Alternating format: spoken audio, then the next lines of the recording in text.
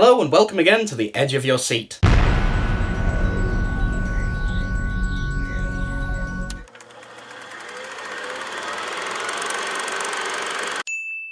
It's rather difficult to discuss a film like Entebbe without getting into the politics of the thing, so what I'll do is I'll give a quick synopsis and you'll see why. In 1976, a group of pro-Palestinians hijacked a plane travelling from Tel Aviv to Paris and landed it in Entebbe, Uganda. Their aim was to leverage the Israeli passengers as hostages in an attempt to force Israel to release 50 Palestinians and pro-Palestinians. Naturally, this was not received well by the Israelis, who then began to plot military counteraction. See? This would be a politically charged film at any point in recent history, but its UK release coinciding with the massacre at the US Embassy opening in Jerusalem rather muddies the waters. With this context, many may see it purely as US-funded Israeli propaganda, but even divorced from that, it feels like a very dry and stilted retelling.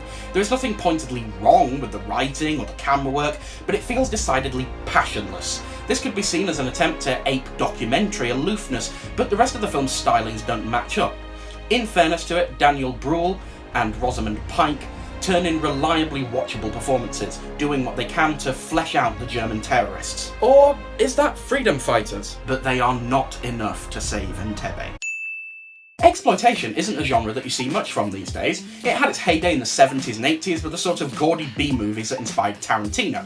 He's one of the only big-name modern directors that will still touch it, and even he seems to have moved away from it as a direct reference point. Enter Coralie Farga and Revenge. Please excuse my mangled pronunciation. We open with protagonist Jen arriving at a remote desert holiday home as mistress to Richard.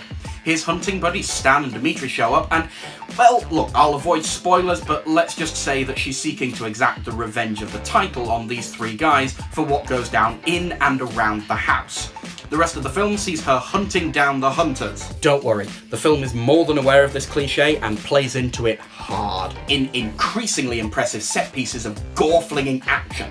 Now, look, if this sounds like it could be any other exploitation film, well, that's because it is. At least on the surface, it's a deliberate throwback. And if that's all you're after, then you'll get a slick modern hack and slash with incredible cinematography and solid performances. But you really don't have to look very deep at all to see that this is more subversion than celebration. Not for nothing are we told that Jen's ambition is to make it to LA. A perfect little starlet, ruined by the men who desired her for daring to stand against them. Yep, that's right. We're back in #MeToo territory, with one of the most blatant bird flips to the status quo we could ask for. This pussy doesn't just grab back, she grabs, stabs, skewers, and shoots because she is not in a forgiving mood. As such, it makes the past immediately relevant again, and makes for one of the best and most timely films of this year. When well-settled mother Melissa McCarthy finds her family life suddenly in tatters, she decides to fix the biggest mistake of her life and finish her archaeology degree. The only problem? She's doing so at the same uni as her daughter! With such an obviously comedic setup, the next phrase probably should be hilarity ensues. But look, whilst I'm not going to be as harsh on the film as some others have been, 38% and 47%. Ouch. I'd be overselling it if I went beyond mild amusement. There's no denying that there's talent involved. Gillian Jacobs from Netflix's Love. I've mentioned this show before and I probably will again. Criminally underrated. Watch it. Plays a side character whose quirk could probably have shouldered a film on her own. And the same could be said of Maya Rudolph. But of course the main attraction, or detraction for some I guess, is McCarthy herself. I'm not an avid fan, but I usually like her. Yes, I'm actually one of those people who liked the new Ghostbusters.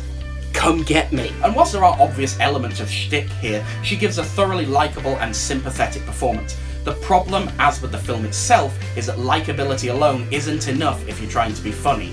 So whilst I wouldn't steer anyone away from seeing Life of the Party if they fancied some light entertainment, I really can't recommend it as a proper comedy. Following the sudden death of her father, family woman Gabrielle Union takes her two children to her father's old fortified home in an effort to sort out the estate. Whilst there, the house is attacked by a group of criminals looking to cash in on the old man's death.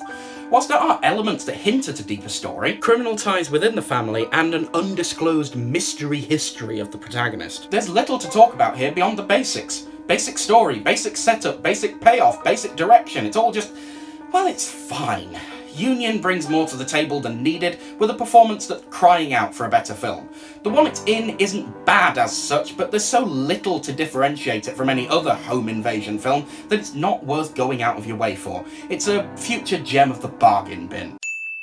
And lo, he is returned, the second coming, as was prophesied in ancient times in a post-credits stinger.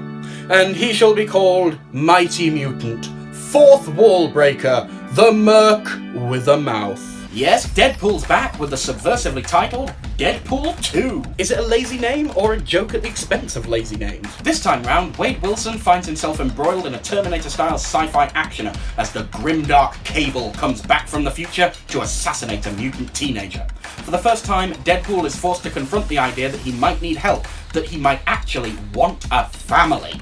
This might sound a little twee, but the film knows it. Like the first, the sequel has its cake and eats it when it comes to snark and sentiment, though Deadpool 2 may play slightly more sincerely than some may expect. Hell, some might even shed a tear during this. But at the same time, its jokes and satire can be more cutting. As Deadpool himself is not actually the driver of most of the plot's action, he's freer to do what he does best: snipe from the sidelines.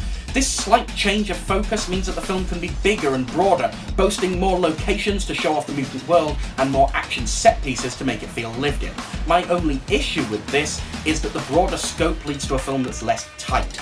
Constraints of plot and budget kept the first Deadpool lean, and this one can feel comparatively more flabby. Yeah, I know, a bit rich coming from Mr. Double Chins here. And some of the callbacks can feel a little forced. There are some obvious steps towards franchise building as well, though the payoff is both surprising and hilarious there. Quibbles aside, this is a fantastic sequel. Leave the kids at home and go see it. New content coming soon. We'll be giving you the catch-up compilation of all of the films that we've missed over the last month. Again, sorry about that. We'll be going back to the galaxy far, far away with Solo, a Star Wars story, and we'll also be bringing you the first episode of our new series, the Pound Shop Challenge. See you then.